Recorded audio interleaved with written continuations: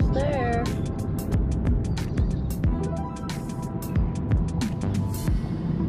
We made it. How do you pronounce it? Marstrand. I would say Marstrand. Marstrand. Marstrand.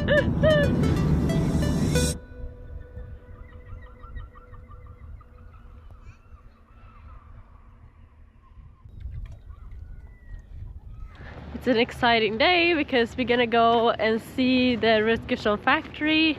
I haven't really seen or know anything about how hatches are made and stuff, so it's gonna be really fascinating to see and really cool to talk to them. So super stoked to be here. It's really cool to come and see you guys in the factory and Marstrand. I've learned that you don't say Marstrand, you say Marstrand. That's correct. The proper way. But I want to talk a little bit more about who started Rutgerson and like how long ago did this company come about? So it was my father, Karin Rutgerson, and he started the company in the 70s. Basically the story is that he was working as an engineer at the Swedish car manufacturer Saab.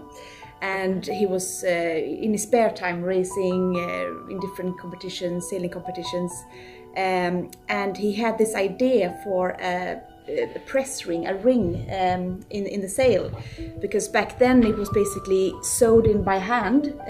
It was very time consuming, very hard on the hands, and it wasn't very strong either. So he basically invented this ring, which is made of two parts, one with teeth and one that sort of curls around the other in a press.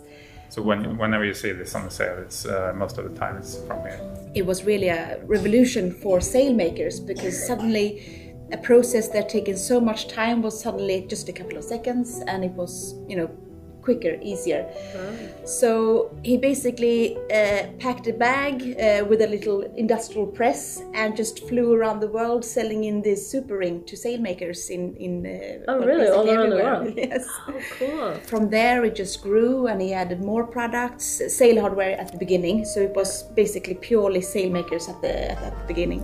But then he added deck hardware, blocks, invented the rope clutch, port lights, then hatches, and it was just kept going like that. Wow. And now we're about just about 1,000 finished products, so it's grown over the years.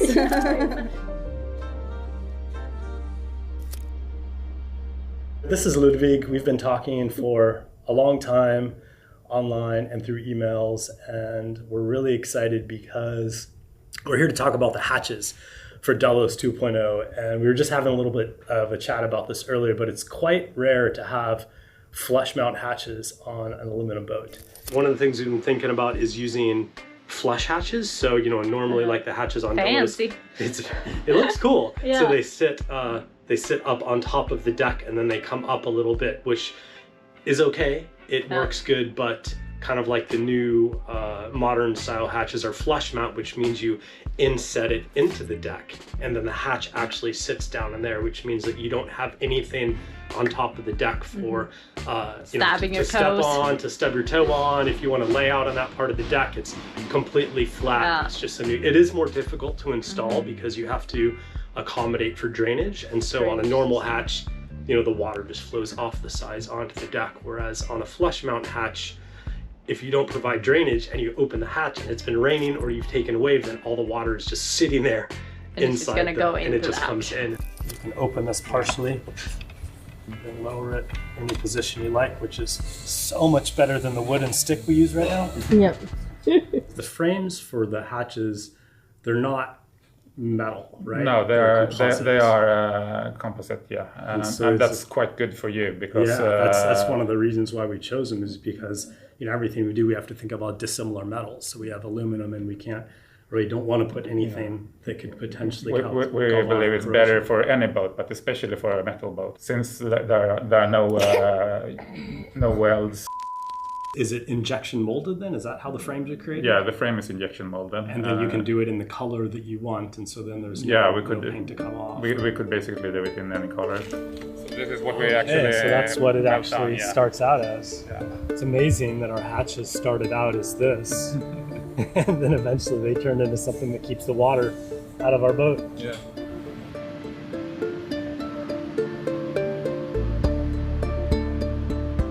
This is where we do the injection molding. This is polyamide, like nylon, but it's a very special one. It has a reinforcement. Okay. Normally the glass fiber is like spaghetti, you know, like straight pieces. So the part is very strong in the orientation that the fiber is. But this one is curly, so it's like a patented fiber. So this one gets strong in every direction, and extremely strong. It's like the strongest material that you can injection mold at all. Oh, cool. This tool is, it has like a cavity, having this shape.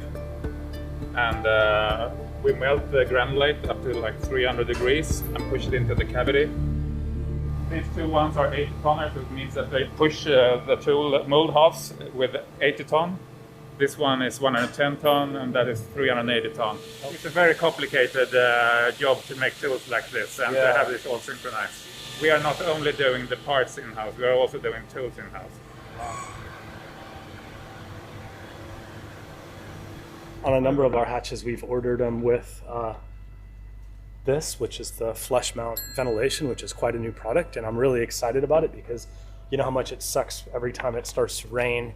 You have to go through and close all the hatches, which cuts off the ventilation, and the boat turns into a disgusting, hot, sweaty sauna. So on your hatches we will put air vent like this. So it goes down all. So when it's closed, it's all flush. That's the only one in the world that is available like that. Did you design that, Ludwig? Yes, I did. Nice job. I'd like to talk about the design process. Yeah. So how does that work, and how does it start? And like, let's say that you get an idea for a new product. Like, where does it begin, and where do you take it from there? Usually an idea comes from our salespeople who got it from their customer. Okay. So maybe they are missing a function, or they're not happy with the product they're using today, or sometimes I just had an idea. I look what's available on the market, and I try to find a better solution on anything. Yeah. Then I make a suggestion, and if it's small things, we make a prototype, like 3D printouts or in our workshop. So here is the air vent. It's kind of difficult to make it both waterproof, and then you have to have a nice feeling when you open it and close it. I wanted it to have a perfect resistance, but still enough to waterproof it. When it's open, it's resistant to like rain and splashing, but maybe not waves, right? A little bit of waves. So the water comes in here and then it drains out here. And then it's like a tricky way for the water to enter. Yeah. Oh yeah, there you can see pretty clear how like... The water comes in, hits that wall and has to go around that, like that, all the way there. Wow. So if it stops before here, it will just drain out there instead. Gotcha. So it's pretty water resistant, but if there's a lot of waves coming, you should... yeah, sure.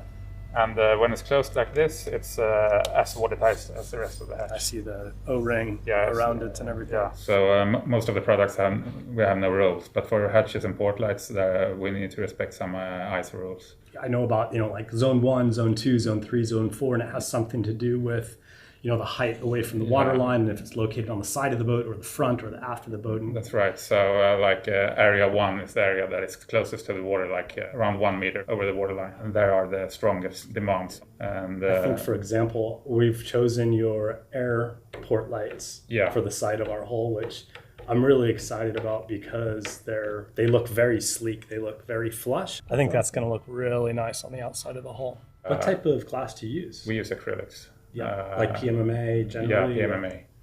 This is the material. This is the acrylic. I think that might be a different thickness. Yes. But the acrylic gets lifted up with these vacuum pads from here. It gets brought over to the milling machine, set down, and it's once again held down by vacuum. And then the mill is programmed to go around and cut out a certain pattern time and time again. And so it just basically goes and cuts the whole sheet into whatever you set it up to do, right?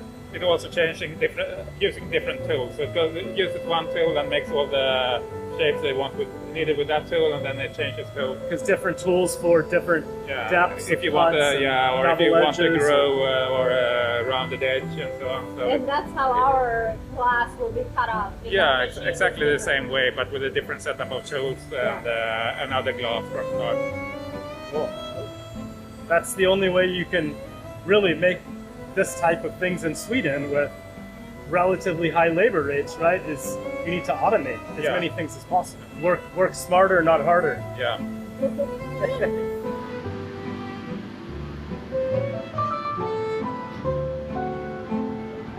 Factory is super cool. Yeah, it was way more big machinery than I kind of thought. I don't know what I expected, but I was just impressed by the level of automation. Yeah. I mean, there's so many cool machines down there. Like, you know how I get about like CNC mills and lathes and injection mold machines and everything. Like everything. I'm all excited.